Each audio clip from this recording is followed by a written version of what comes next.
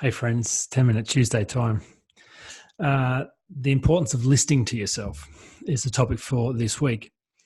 And, I've touched on this briefly before, but it's worth bringing up again. I got to be in the city in Sydney over the weekend with my wife, which was great. I always love being in the city. And I had to go up early Friday as there was a business networking opportunity. And there were two meetings I could go to. One was in Campbelltown, one was in Bondi. Now, logistically, Campbelltown made a lot more sense. They both started at 8 a.m., but getting to Bondi was going to take an extra hour and a half. Then there's the extra logistical challenges of parking the car. And then what do I do with the car after that? Now I need to be back in the city.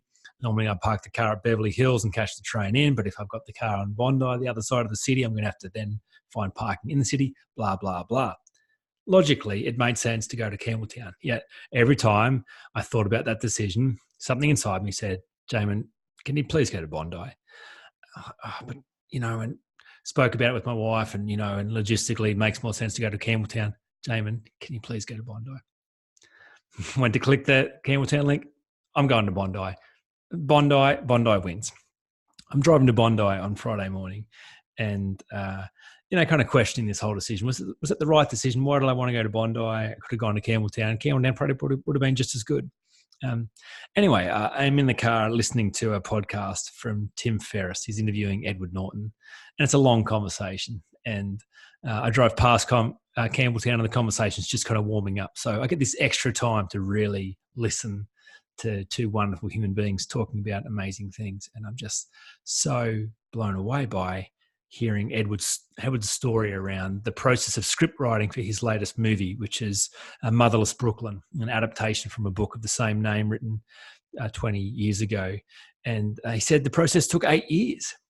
Now, here I am beating myself up that I haven't finished writing my Deep Change book, which is part of the Insecurity Project, which I've only really been working on for 9 months, maybe a little longer. And I hear a guy who's at the top of his game, producing beautiful art, meaningful work, and he's described the process of getting stuck, getting blocked, getting distracted, having other things. It's not like your life is on hold and you can just write.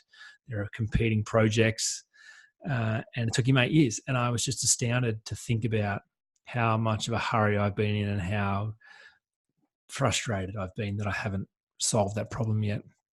And it was a gift just to go, hey, Jamin, beautiful things take time. To rush it dials down the quality of the work.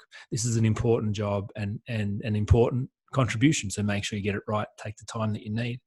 So that was gift number one, all because I'd listened to go to Bondi. But then the moment I drove down Campbell Parade and saw the beach, I was just filled with awe and wonder, a country boy being in the city, especially seeing one of the most beautiful beaches in the world. In the morning, it was glorious. So I was stoked that I'd made it to the beach, and with 5 minutes to spare before the meeting, I navigated Sydney traffic, got to the meeting, and 3 connections I made at that meeting were glorious, were extraordinary. The opportunities that came from being there were just amazing. So driving from there into the city after that meeting, just being so grateful that I listened, and reminding myself again that I've never once been disappointed for listening to myself.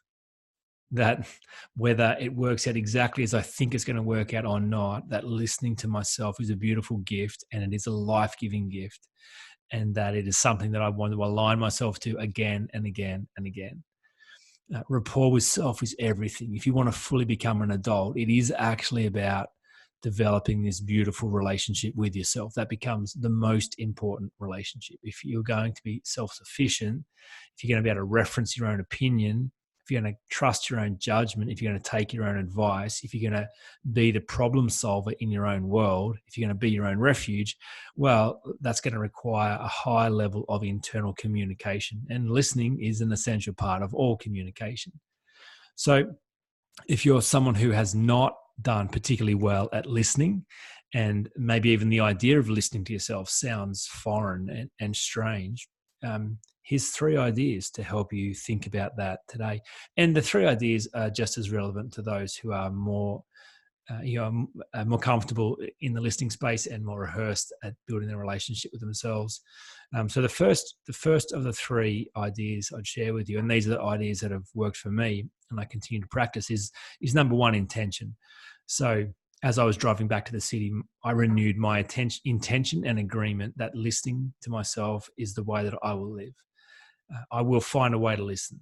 It's challenging, right? Your unconscious doesn't have a vocal cord, so it's not like you can have this audible conversation.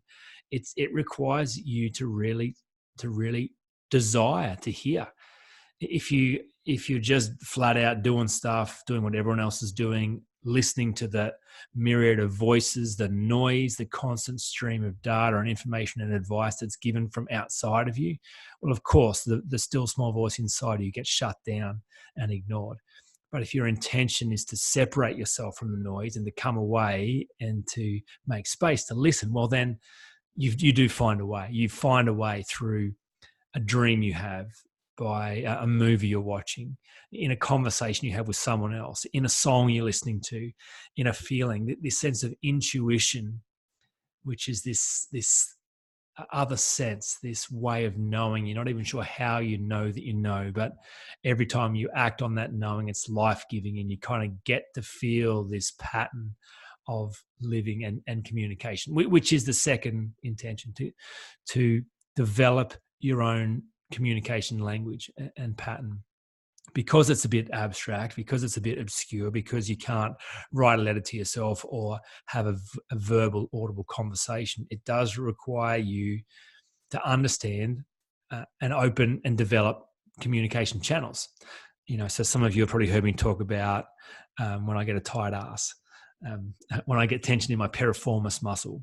That's my body communicating to me that there is unresolved issues, and issues perhaps that I'm downplaying the importance of, or getting distracted from, or things that perhaps I've ignored, things I said I was going to do that I've put on hold. That's my body's way of grabbing my attention and letting me know there are more conversations to be had. Very useful, so the temptation early on was to think I've got, an injury, or I need physiotherapy or dry needling or a chiropractic work to realign my body. That's not it at all. My body's perfectly capable of being aligned and pain-free. The pain has a purpose. So often patterns of pain are a great way of listening and starting the conversation, of allowing your unconscious to grab your attention. Maybe it's journaling. Maybe that's your style. Maybe it's meditating. Maybe it's through prayer. Maybe it's while you exercise. Maybe it's painting. Maybe it's just being still. Whatever it is, to develop a go-to communication style is going to be useful for you if you're going to learn to listen well. So setting a clear intention to be a listener, to be someone who has an open and honest relationship with themselves. Number two, develop a clear relationship style and format and vehicle, a way that you can go to access high-level conversations with yourself. I have strategic meetings with myself on a Sunday night, which is a different kind of conversation to my normal journaling. And that's been a useful format to set up a way to have important conversations. And the third thing, which might require you to focus on why there is a lack of communication, is ultimately to have communication requires trust, and trust requires conflict resolution, apologies, forgiveness, restoration, reconciliation. Often there's a bunch of internal, conflict and mistrust and pain that has never been restored. Often I watch people try to distance themselves from the pain in their life, distance themselves from past disappointment and failure and heartache and poor decisions. It is what it is. The past is the past. I'm moving on.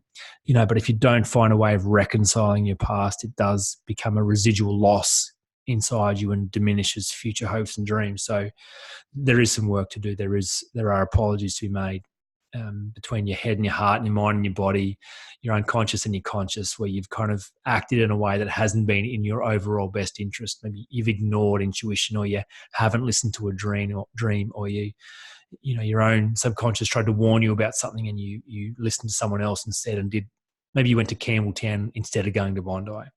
Perhaps there's some apologies that need to be made.